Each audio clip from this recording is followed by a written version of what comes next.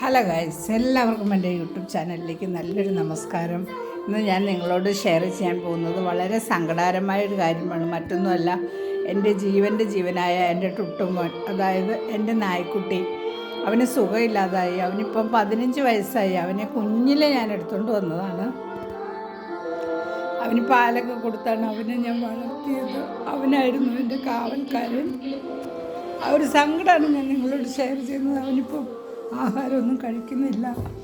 അതുപോലെ തന്നെ അവന് ചായ കൊടുത്തു. ചായ ഇത്തിരി കുടിച്ചു, പക്ഷേ ഒന്ന് എണീറ്റ് നിൽക്കാൻ പോലും പാടില്ലാത്ത ഒരവസ്ഥയിലേക്ക് ചേർന്നു. എന്താഹാരം കൊടുത്താലും കഴിച്ചുകൊണ്ടിരുന്ന നമ്മുടെ ടുട്ടുമോൻ്റെ അവസ്ഥ വളരെ സങ്കടകരമാണ്.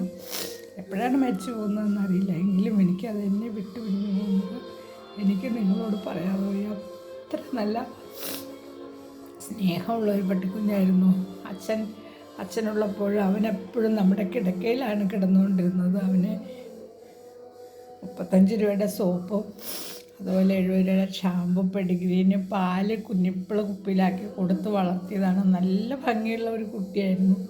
അപ്പം ആ നായ്ക്കുട്ടി നമ്മളെ വിട്ട് പിരിഞ്ഞു പോകാറായി. അവനിങ്ങനെ കിടന്ന് നല്ലൊളിക്കുന്ന സീനെല്ലാം കാണുമ്പോൾ മനുഷ്യൻ്റെ അവസ്ഥയും ഇതുപോലെ തന്നെയാണ്. എത്രയൊക്കെ സൗന്ദര്യങ്ങളുണ്ടെങ്കിലും, എത്ര പണമുണ്ടെങ്കിലും, എത്ര മക്കളുണ്ടെങ്കിലും, നമുക്ക് വയസ്സാകുമ്പോൾ പ്രായമായി നമ്മൾ കിടക്കുമ്പോൾ നമുക്ക് ഒരിറ്റ് വെള്ളം പോലും വായിലൊഴിച്ചു തരാൻ ആരും ഇല്ലാതാവുന്ന അവസ്ഥ പോലെയായി നമ്മുടെ ടുട്ടുമോൻ്റെ അവസ്ഥ. അവൻ എണീറ്റ് അത് കുടിക്കാൻ പോലും നിൽക്കാൻ വയ്യാത്ത ഒരവസ്ഥയിൽ എത്തിച്ചേർന്നു. അപ്പം ആ ഒരവസ്ഥ കണ്ടിട്ട് എനിക്ക് വല്ലാത്ത മനസ്സിന് സങ്കടം തോന്നി.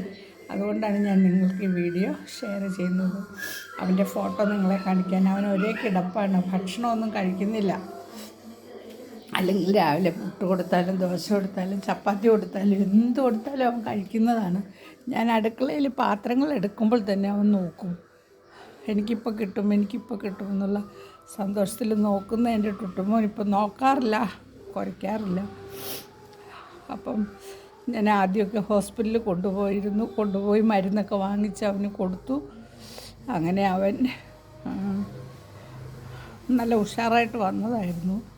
പിന്നെ ഇപ്പം എന്താണെന്നറിയില്ല, കുറച്ച് ദിവസമായിട്ട് ഒട്ടും തന്നെ ആഹാരം കഴിക്കുന്നില്ലായിരുന്നു. അപ്പോൾ വല്ലാത്ത വിഷമമായിരുന്നു.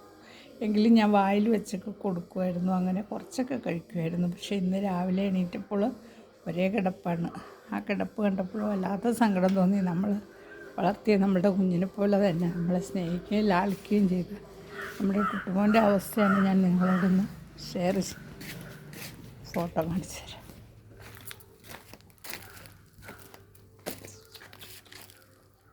കേട്ടോ, ബാ വന്നേ, അമ്മ നോക്കട്ടെ. ബാ ടുട്ടു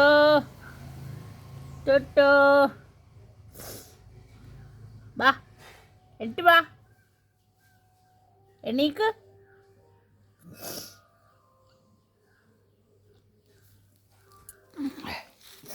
ഇതാണ് എൻ്റെ ടുട്ടുമോൻ്റെ അവസ്ഥ ഇപ്പോൾ. അപ്പോൾ ഓക്കെ ഗൈസ്, ബൈ.